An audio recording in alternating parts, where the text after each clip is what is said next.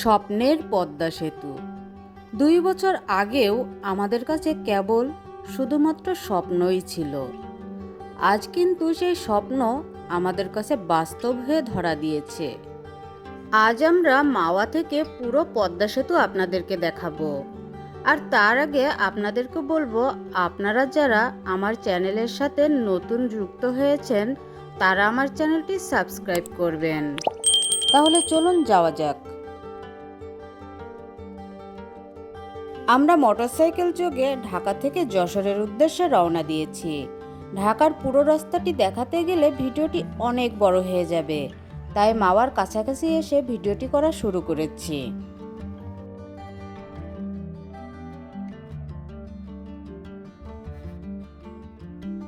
পদ্মা সেতু টোল প্লাজায় যাওয়ার জন্য মোটরসাইকেলের জন্য বাম দিকে আলাদা লেন করা হয়েছে।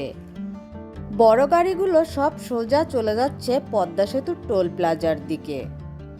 আমরা যেহেতু মোটরসাইকেল যোগে যাচ্ছি তাই আমরা বামে মোড় নিব। আপনারা যারা মোটরসাইকেলে করে যাবেন তারা অবশ্যই হেলমেট মাথায় দিয়ে যাবেন। হেলমেট ছাড়া কিন্তু পদ্মা সেতুতে উঠতে পারবেন না। ঢাকা থেকে মাওয়া বেশ অনেকটা রাস্তা, তাই আমরা বামের মোড়টা ঘুরেই চা খেয়ে একটু গলাটা ভিজিয়ে নিয়েছি।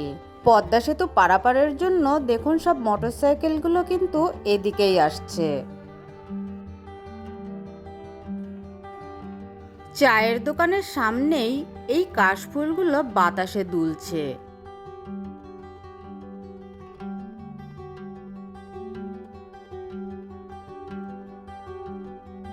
আমরা চা খেয়ে আবার রওনা দিয়েছি পদ্মা সেতুর দিকে। মোটরসাইকেলের জন্য আলাদা করে লেন করাটা আমার কাছে খুবই ভালো লেগেছে। শুনেছি টোল প্লাজার সামনে নাকি ভিডিও করতে দেয় না। আমি তো ভয়ে ভয়ে ক্যামেরাটা অন রেখেছি, দেখি কি হয়।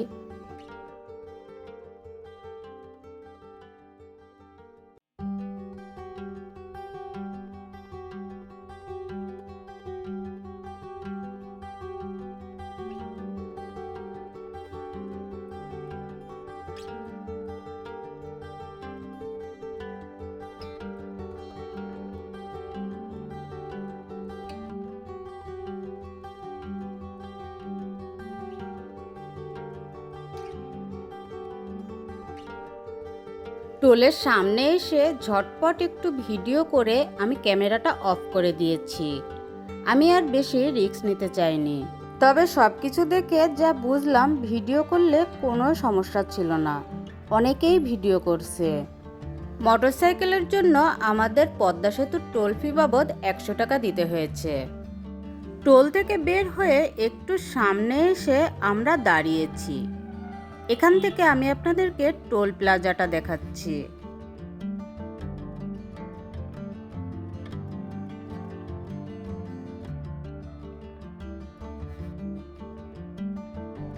এবার আমাদের ছুটে চলা স্বপ্নের পদ্মা সেতুর দিকে। এর আগে বাসে করে পদ্মা সেতু পার হয়েছি, কিন্তু মোটরসাইকেলে আজই প্রথম পদ্মা সেতু পাড়ি দিচ্ছি, তাই খুব বেশি এক্সাইটেড লাগছে।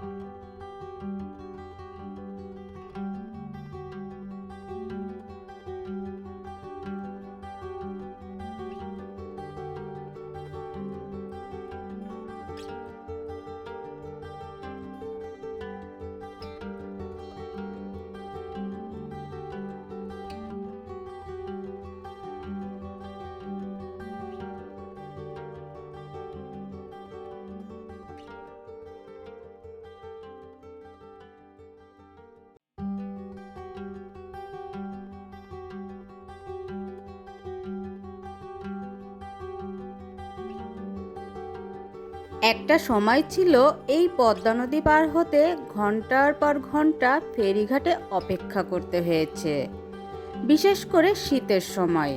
আমার মনে আছে একবার শীতের সময় ঢাকা থেকে যশোর যাওয়ার পথে ফেরিঘাটে 27 ঘন্টা পার করেছিলাম। সেই দিনগুলো এখন দুঃস্বপ্নের মতো লাগে। আগে ঢাকা থেকে যশোর যেতে 8-10 ঘন্টা লাগলেও এখন কিন্তু 3 থেকে 4 ঘন্টায় পৌঁছানো যায়। আর এর সবই সম্ভব হয়েছে পদ্মা সেতুর কল্যাণে।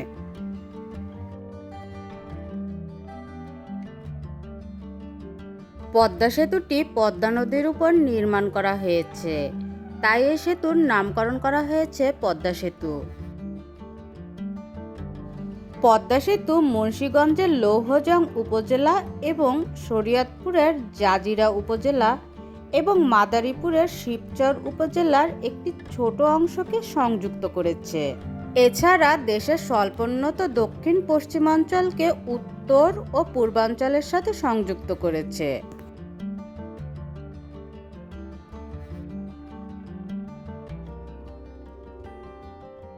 25 জুন 2022 সালে প্রধানমন্ত্রী শেখ হাসিনা পদ্মা সেতুটি উদ্বোধন করেন, আর সেই সাথেই দক্ষিণ পশ্চিমাঞ্চলের মানুষের দুর্ভোগের অবসান ঘটে।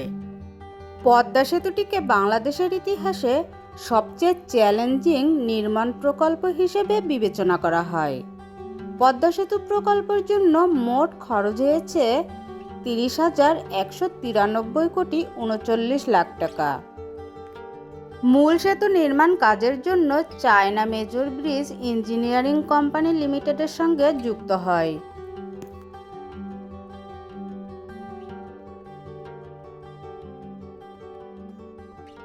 পদ্মা সেতুর পাইলগুলো র্যাক ইস্পাত টিউবুলার চালিত।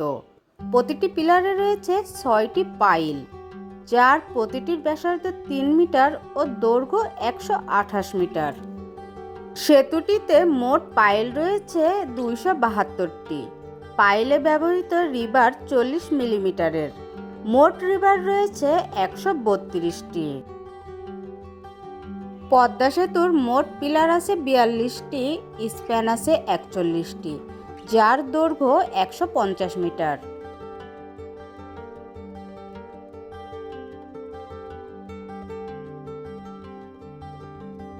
পদ্মা সেতুর নির্মাণ কাজের জন্য জমি অধিগ্রহণ করতে হয়েছে 1471 হেক্টর। এর পাশাপাশি মাওয়া প্রান্তে 1.6 কিলোমিটার ও জাজিরা প্রান্তে 12.4 কিলোমিটার নদী শাসন করতে হয়েছে। পদ্মা সেতুর জন্য করা নদী শাসনের ফলে 9,000 হেক্টর জমি খরা ও বন্যা থেকে বাঁচবে, যার আর্থিক মূল্য 156 মিলিয়ন মার্কিন ডলার। আর এই পদ্মা সেতুটি কিন্তু তৈরি করা হয়েছে 9 মাত্রার ভূমিকম্প সহনীয় করে।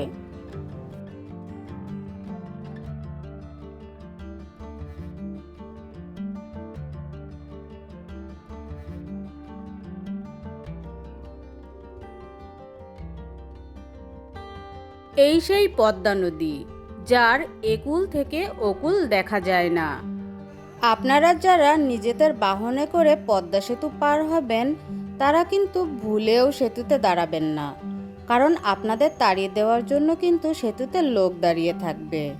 আমাদের সাথেই মোটরসাইকেলে করে এক ফ্যামিলি পদ্মা সেতু দিয়ে যাওয়ার সময় পদ্মা সেতুতে দাঁড়িয়েছিল কাছ থেকে একটু পদ্মা নদী দেখার জন্য, কিন্তু তারা 1 মিনিটও দাঁড়াতে পারেনি, জায়গায় কট খেয়ে গেছে।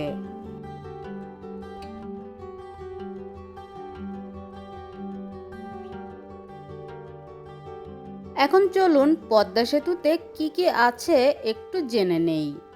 পদ্মা সেতুর মাওয়া প্রান্তের দৈর্ঘ্য 1.617 কিলোমিটার। এতে রয়েছে 4 লেনের ডুয়েল ক্যারেজওয়ে। মোট রাস্তা 27.6 মিটার।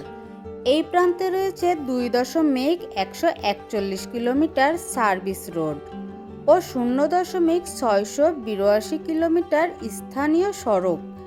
পাশাপাশি রয়েছে toll plaza, police station, service area 1, railway station, emergency response area ইত্যাদি।